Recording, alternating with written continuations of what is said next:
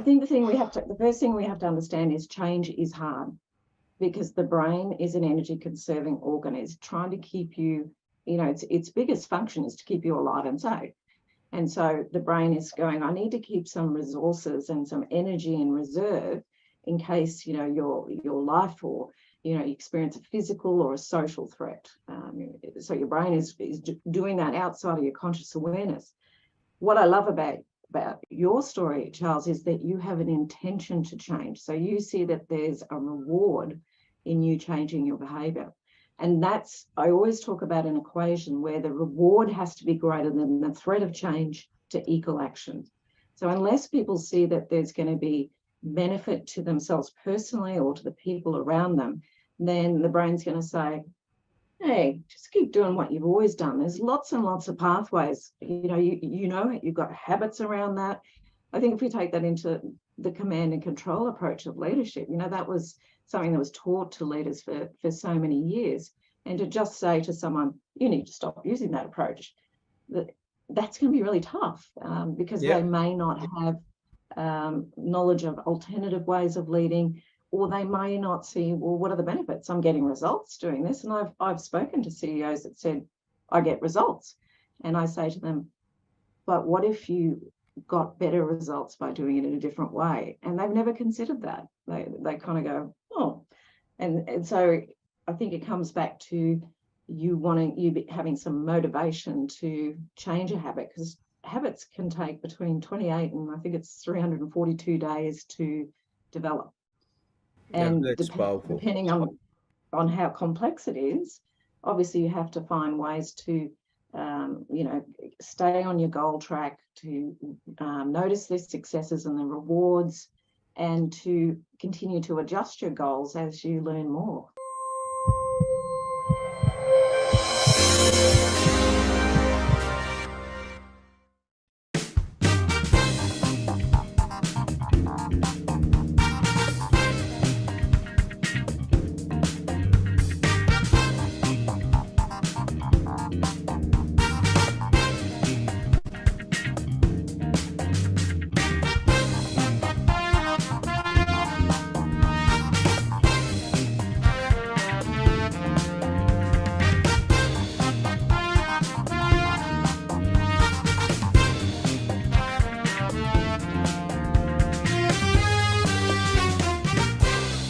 I have with me today a very interesting and enlightening guest who is going to come join us all the way from Brisbane in Australia.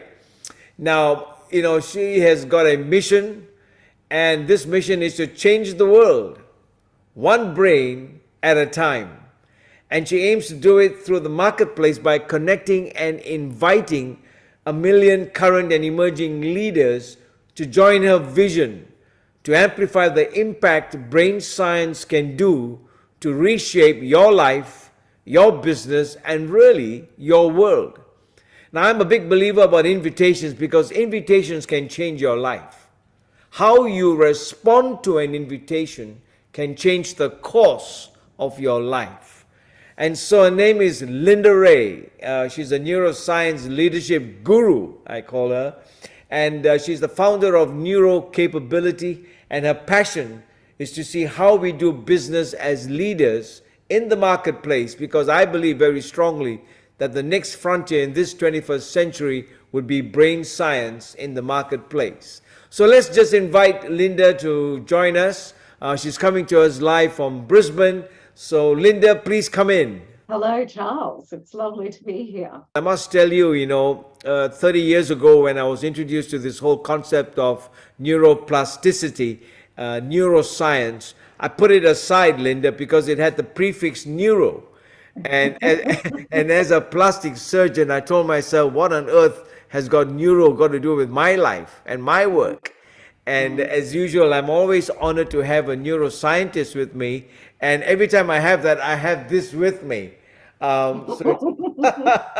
It's a model of the brain. I got it from next door from my neurologist friend. And I've always wanted this to hug my brain in front of a neuroscientist, because I can tell you one thing, if there's any organ that I have left out in the closet, would be my brain. Mm. because it helps me earn, it helps me live, it helps me bring food on the table for my family, and I can tell you it's one organ that we neglect, and Mm. and definitely today is going to be very inspiring. So once again, thank you for joining us on Hard Talk, and let me just off the bat ask you, how did you get into this field, Linda? Tell us. It was a bit by accident, Charles. My first career was in social work, and I did a lot of, pretty groundbreaking work in trying to address social issues that were occurring in Australia, and I loved that, and it was great. And that I stumbled into leadership development and running leadership programs and coaching and doing change management in organisations, and I loved that, and I thought, well, I could make a difference here. And then in 2006, I stumbled across a colleague of mine, and he said, "Have you looked at any of this neuroscience?" And I said, "What do you mean, neuroscience? No, I There finished you science go. at school. I don't want to ever look at that again." He said, "No, I think you should, because I think it'll give you some answers to things that and some support for some of the things you believe." And so I kind of did it to humor him, not really because I thought there would be anything in it. And when I started to explore, I went, oh my gosh, this is the missing link. This is what makes sense to me. And so I started to read, and I did some postgraduate studies. I went to lots of conferences, and I've got more books on neuroscience than you could imagine. And it dawned on me that this was really powerful stuff. And so I started to kind of bring it into some of my leadership development programs. And I'll never forget one day, I decided I'll start off with that. And the people said to me, "Linda, we've never heard this before. This is amazing. We don't care what else you had planned for the day. Can you just tell us this stuff?" And I went, okay. And so this is in the mid 2000s, so the 2006 right through to about 2008, when I realized I need to actually focus my entire attention on this. And that's where NeuroCapability was born, because I saw that there was like you said, I carried my brain around in my head for about 40 years, never paid it any attention. And I always, when I speak at conferences, I say, hands up, people who have never paid attention to their brain. And pretty much everyone in the audience puts their hand up. And we're not taught about our brain at school. We're not taught in our university courses. And so I decided I have to get this out to people. And so I developed a diploma of Neuroscience of Leadership, which is in Australia a very hard task to get programs accredited. Sure. And I started to deliver that online to people. And what was so exciting about it was it made sense to people. And I guess one of my superpowers is the ability to translate science into practical, what does this mean for how I manage myself? What does it mean for how I interact with others? What does it mean for change? And it was really lovely. Even in those early days, people were saying to me, "This has changed my life." And I didn't develop it wasn't a personal development program. It was a program to teach people to be the boss of their brain and to understand that the brain drives every aspect of our behavior, both inside work and outside work. Okay, And let me just let me just I mean, it's so exciting the way you're taking us on this journey. But like anything in life, like for me as a plastic surgeon, when I do cleft lip surgery and I got a 3-month-old baby in front of me, and I've just seen last week a girl who's 22 years old now, and how she has evolved over the years. It was through cleft lip surgery that I found myself, and that the whole art of creativity and the whole art of how you mold and how you adore this whole concept. Now, tell me, in your early years, and I've got it written here that you studied at Middlesex University and you were exposed to this whole philosophy and science of neuroscience. How did that affect you personally? What area in your life did you find? Because I never heard of the word mindfulness before, except 2 years ago. I never heard of what I know now today than I did 2, 3 years ago. But in the process of getting exposed to it, it was certainly revealing so many dark areas in my own life that were hidden somewhere in my brain that I would have taken to heaven with me without even opening the door. And because it's only human that we don't sometimes like to get in, and we're quite Yes. happy living in the darkness of our soul. So, which area, right from the beginning, Mm. did you find that this door started, turning certain areas in Yes. your life and changed you?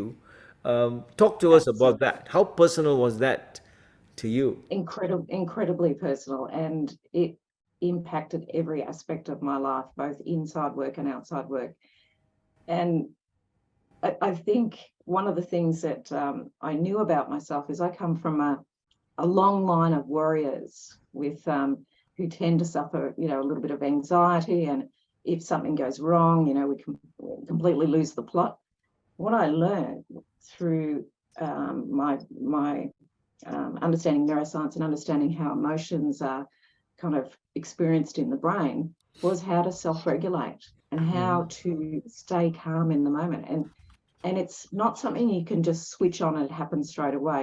It takes a whole rewiring of your brain to be able to, stay calm and notice what's happening from a feeling and emotional level, and then get curious about it. So I guess one of the massive things for me was to really adopt a curious mindset.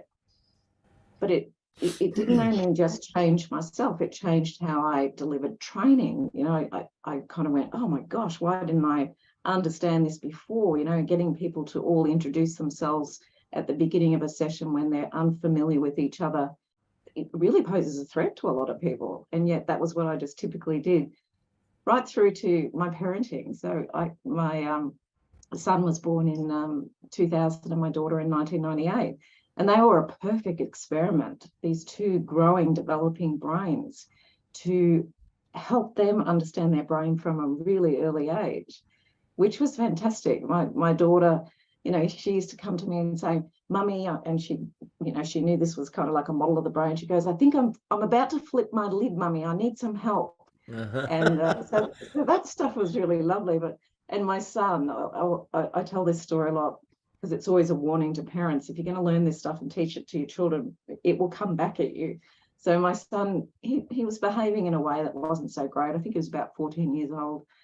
And I said, Reese, this is not okay. What's going on? He said, oh, Mum, you know that my prefrontal cortex isn't fully formed until I'm 25. What do you expect?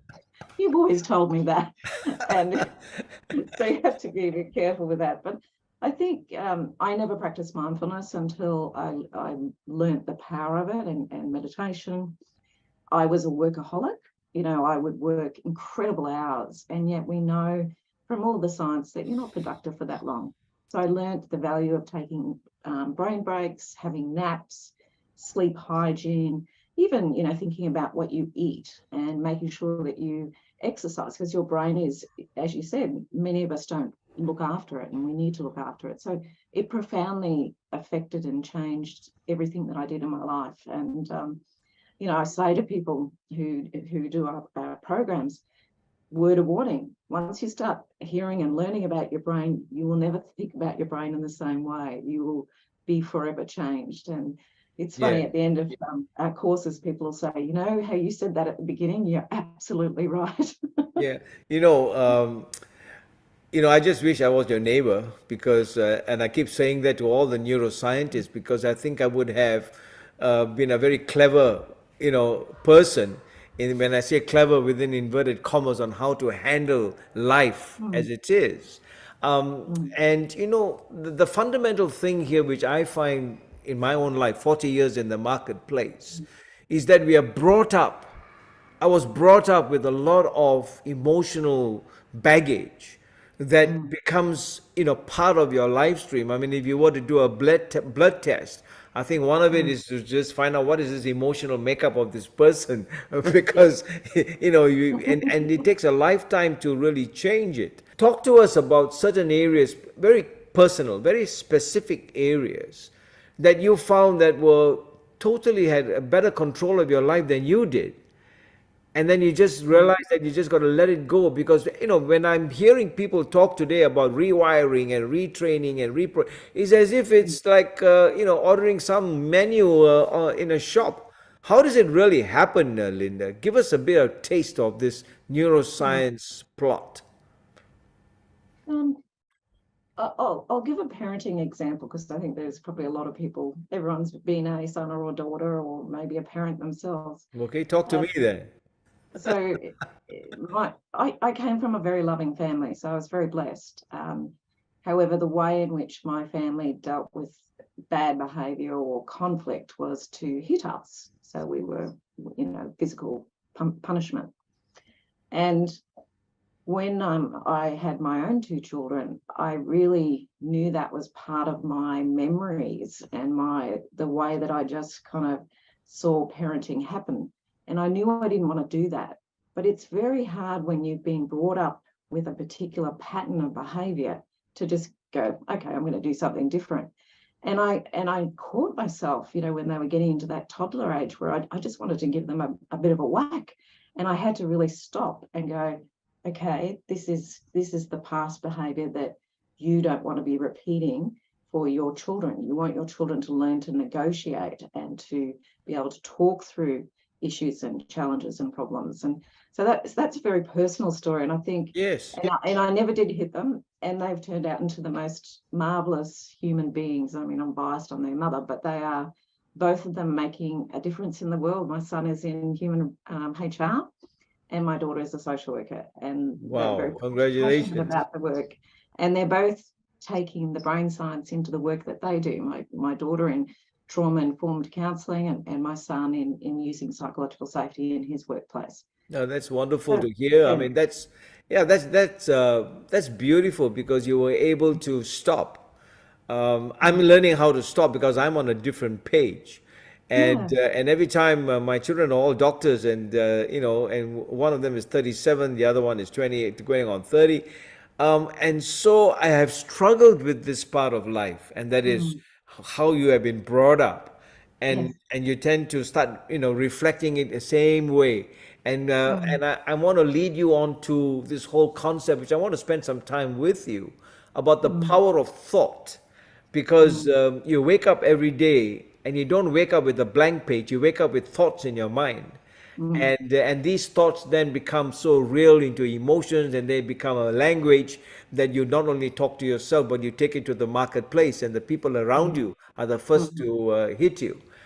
So Mm. when you are talking about you can't change what you do not know. I keep telling myself all Yeah. the time. So Yes. when you know that you are reacting in a different way, which you shouldn't, Mm. I'm Mm. always, spiritually, I always quote this Apostle Paul who says, "For what I hate to do, I do." And it Mm. all comes down to, the spiritual context of sin. But anyway, so talk to us. And so if somebody is listening in right now and Mm. relates to me having not been able to change some of my Mm. hardened ways, Mm. how does one reprogram and rewire? I mean, I can't afford to go for courses at this time of my life. Yeah. But Yeah. but when I talk to Yeah. Professor Selena, she says there is hope, Charles. There is both. And I think that's really important. You said you've come to it later in your life. It doesn't matter when you come to a new idea. The brain is neuroplastic. We can learn new things. We never stop learning. And I think it was in the decade of the brain in the 2000s that neuroscientists only started to feel confident to publish papers that had the word neuroplasticity in it, because there was a lot of, woo-ha Sure. around that stuff. I think the first thing we have to understand is change is hard, because the brain is an energy conserving organ. It's trying to keep you, its biggest function is to keep you alive and safe. And so the brain is going, I need to keep some resources and some energy in reserve in case, your life or, you experience a physical or a social threat. So your brain is doing that outside of your conscious awareness. What I love about your story, Charles, is that you have an intention to change. So you see that there's a reward in you changing your behavior. And I always talk about an equation where the reward has to be greater than the threat of change to equal action. So unless people see that there's going to be benefit to themselves personally or to the people around them, then the brain's going to say, hey, just keep doing what you've always done. There's lots and lots of pathways. You've got habits around that. I think if we take that into the command and control approach of leadership, that was something that was taught to leaders for so many years. And to just say to someone, you need to stop using that approach, that's going to be really tough because they may not have knowledge of alternative ways of leading, or they may not see, well, what are the benefits? I'm getting results doing this. And I've spoken to CEOs that said, I get results. And I say to them, but what if you got better results by doing it in a different way? And they've never considered that. They kind of go, oh. And so I think it comes back to you having some motivation to change a habit, because habits can take between 28 and I think it's 342 days to develop. And depending on how complex it is, obviously you have to find ways to stay on your goal track, to notice the successes and the rewards, and to continue to adjust your goals as you learn more. Yeah, this is beautiful, and so thank you for that, Linda. Because for everyone who's listening in, there's always a ray of hope, and that's why your surname is Ray, because there's always a silver lining to every part of life. And how do we end up telling ourselves that we lived a beautiful life, if not challenging? And I want to take you through this whole concept now, or from the thought language to emotions, as you were talking about, and how do we make it into a language, into the marketplace. And I think that for many, many years as a medical professional, 40 years now going on, we have lived, and I have worked in what is called a Flea mindset. In other words, I have been always programmed with a fixed mindset. You see, like for example, this brain belongs to my neurologist friend. And when I founded the consultation on marketplace mindfulness in April this year, and we're inviting 14 international speakers to come and talk about this whole concept of marketplace mindfulness. And so I spoke to him and I said, listen, I want to have a podcast with you about the mind. And he said, sorry, but I only treat disease. And you know what I mean? If it's on dementia and Alzheimer's and all that, I'm happy, but don't talk to me about the mind. And I think this is the price we pay as medical professionals. This flea mindset, So I've lived in that bubble, and if you take off the lid, which the test shows and the video shows, I'm still in that same flea mindset, and my offspring hopefully will break out of it and realize. And so I'm on this MindFlow ergonomics, which you talk so much about. And that is, how do we really a unit of energy in what we do? Paying attention requires energy. Everything that we do requires energy. And yet the brain is trying to conserve it. So we've got this nick and tuck going on, which is like a nip and tuck in my view, and it's and so I got this whole concept of flea mindset to a genius mind flow, because if the mind is not flowing, we're always stuck in our old default mode. Yes. So give us some thoughts about this, because this is, for me, frontier medicine. I just wish that psychology and the art of neuroscience is part of training of every medical professional, especially in today's world. You and me both, and I'm hoping I'll see that happen in this lifetime. It's another kind of area that I'm particularly interested in, and not just medical professions, but other professionals as well. I think if you think about mindset, and Carol Dweck really talked about the concept of fixed mindset and growth mindset. Fixed mindset is where, people really don't think they can change, and they get stuck in a rut, I guess. But interestingly, when we're born as children, if we were born with a fixed mindset, we would give up. When we took our first attempt at standing up and holding onto a table and we fell over, we go, oh, that's too hard, I don't think I'll do that. So we were born with a growth mindset, but through our experiences, maybe in our family and in our workplaces, we can move more into a fixed mindset. And you're talking about a free mindset, and Carol Dwight talks about a growth mindset where people are open to learning and making mistakes. But there's also another mindset, and I'll come back to your point, that I think is really important in this 21st century age that we're living in, and it's called a benefit mindset. And a benefit mindset is thinking about not only that you're able to learn and grow and become a better human being, but all of your actions then look at, and how does what I do contribute to making the world a better place?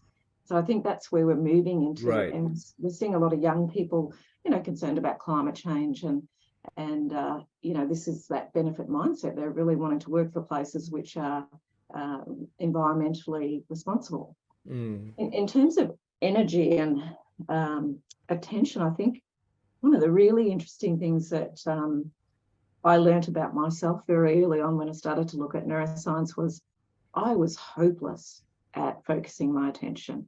I have what I call bright, shiny object syndrome. So I'd be, say, right, okay, Linda, I'm going to do this. And then I go, oh, there's a pop-up. Oh, there's an email. I better check that email. Or, oh, and there's a really interesting research paper. And, oh, that's led me to a YouTube over here. And so my attention was, I wasn't in control of my attention. I was just flying little butterflies all over the place, the little bright, shiny objects. And what I realized was that's why I was a workaholic. It was because I actually wasn't focusing my attention. So I was having to, to get through the work I was supposed to do, work many more hours than was necessary because my attention was going all over the place. And so one of the things that I kind of started to think is maybe there's a different intelligence that we haven't thought about. We saw Daniel Goleman talk about emotional and social intelligence, but I believe there is another intelligence called attentional intelligence. And that's the capacity to know where our attention is, to notice what's happening for us from an emotional and feeling level, and to be able to also understand what's going on in our head. What are the thoughts? You mentioned before that we wake up in the morning and we have thoughts. And if you think about what people are doing right now, it's very bad for our brain. At conferences, I'll say, hands up, people that look at their phone and read their emails before their feet even touch the floor. Pretty much everyone puts their hand up. So we're waking up, and there's a beautiful half an hour where we actually shouldn't focus on anything except for ourselves and, just having a peaceful start to our day. But very few people do that. And it sets us up for kind of being in threat mode. If the first thing you do is you read an email from your boss, kind of berating you, or you look at the news and you hear a tragic story, you're already setting yourself up for a day where you're going, what else is going to go wrong? And your brain then starts to look for evidence, confirming evidence of what's going to go wrong, and you notice the good things that might be happening around you.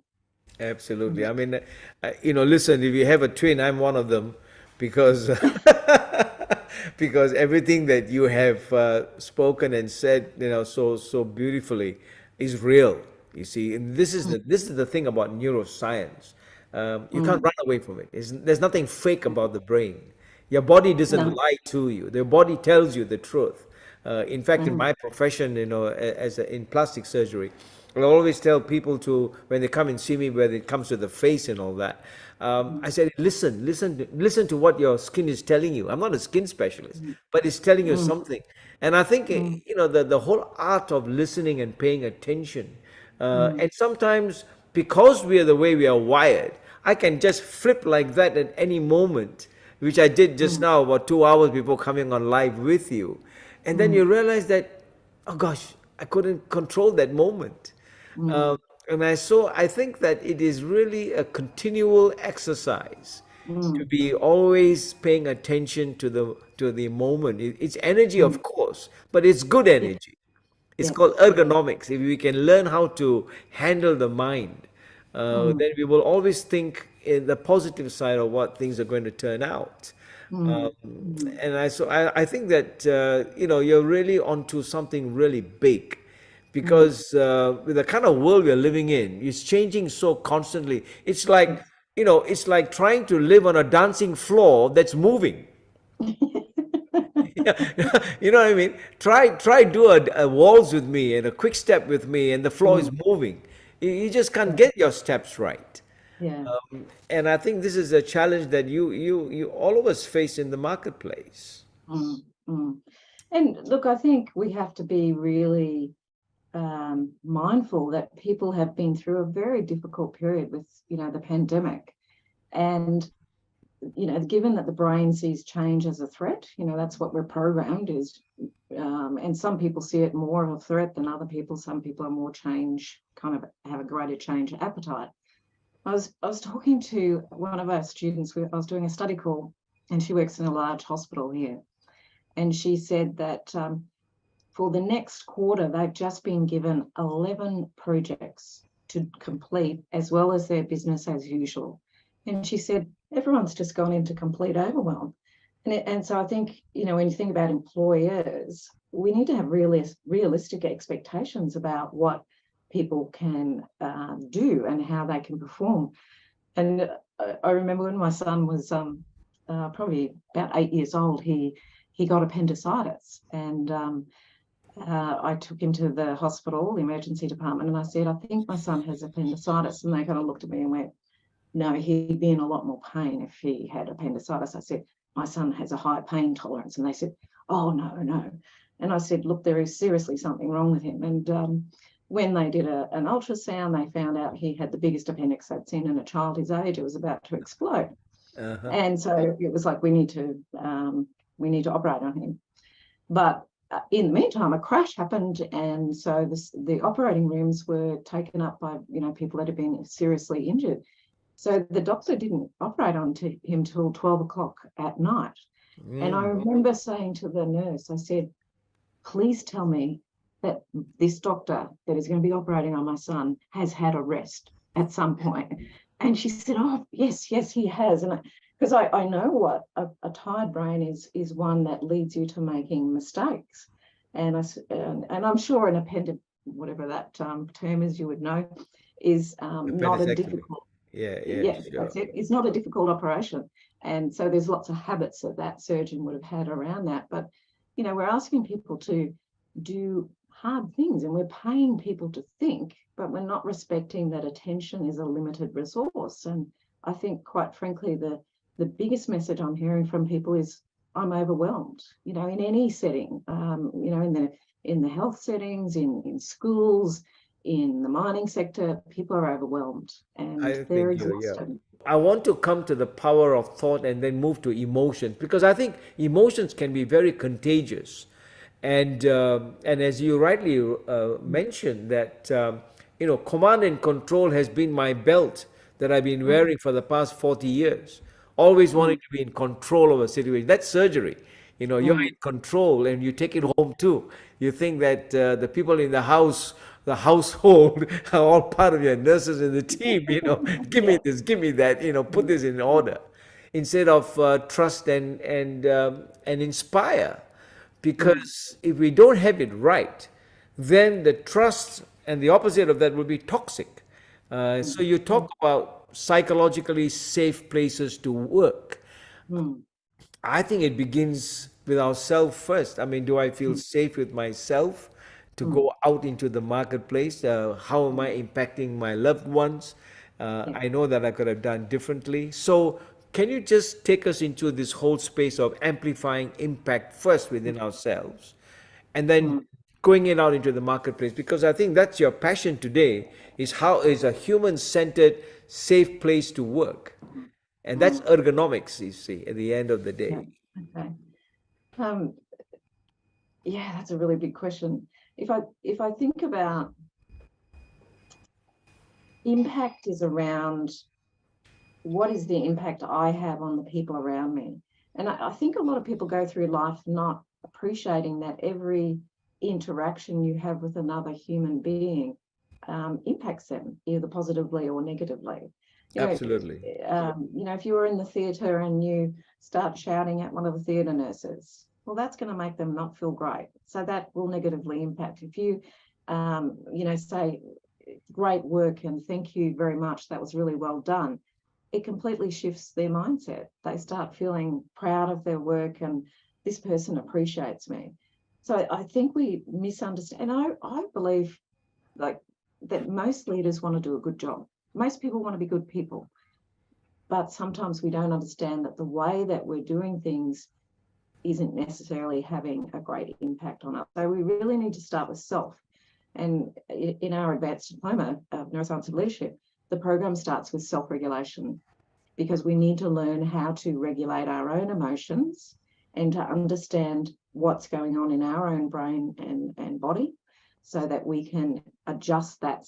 There's no point in if you don't start with yourself first, then you're never going to have success with this. So Absolutely. it sounds like you've been on that journey. And then once we've mastered that, then we can start looking at how can we support other people? How can we ensure that every person is treating each other with respect, and that we're building trust within teams, and that we're building a psychologically safe workplace for people to be in.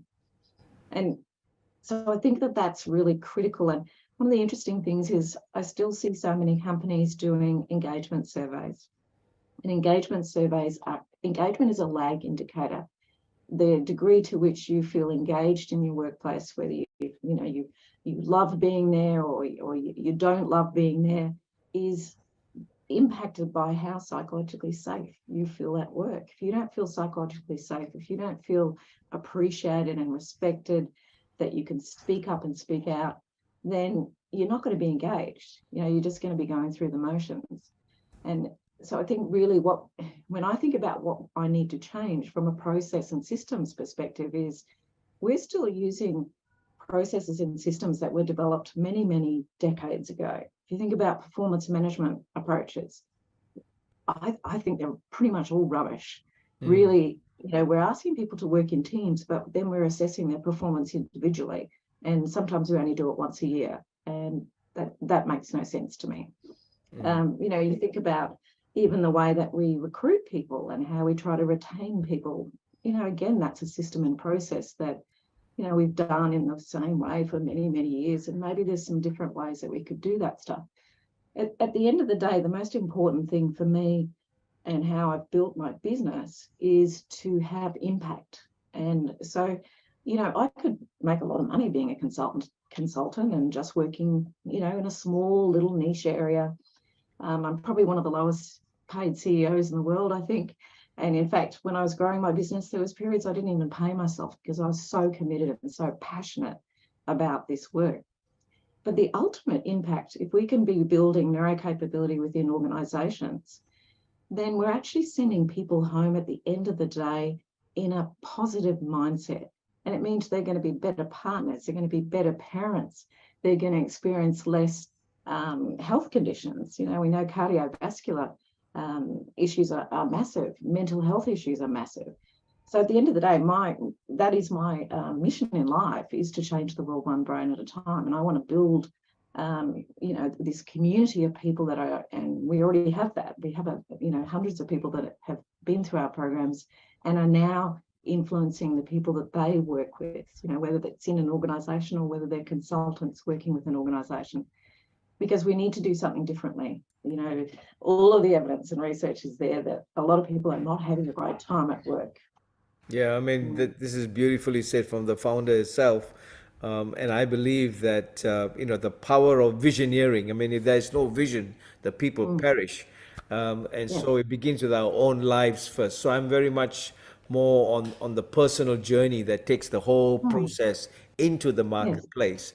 Because at the end Yeah. of the day, if we don't win, and when I say win, I mean within inverted commas, our own self, we will end up like the tragedy of an unfinished work. And in fact, the greatest gift in life is the ability to earn, and I think work-life spirit balance is something that we all treasure. So, on that note, now, how do people get in touch with you, Linda, and your team? They can go on our website, www.neurocapability.com.au. And we have a newsletter. We do, we send out a lot of free stuff. There's lots of free stuff on our website. And if people are interested in talking to us about programs or about psychological safety, then we'd love to have a conversation with people. That's, And we'd that's love you to join us on our mission to change the world one brain at a time. No, I think it's a powerful vision. As a visionary myself, I think that to think big is to start the ball rolling, and I think we are on the right track because at the end of the day, we only have this one life to live it well, and we can do it not alone but together. So on that note, I want to encourage, thank you for connecting and bringing this invitation to all of us. We hope that we can continue to build. And I was telling Penny the other day, two brains at one time will be able to tango. And That's lovely.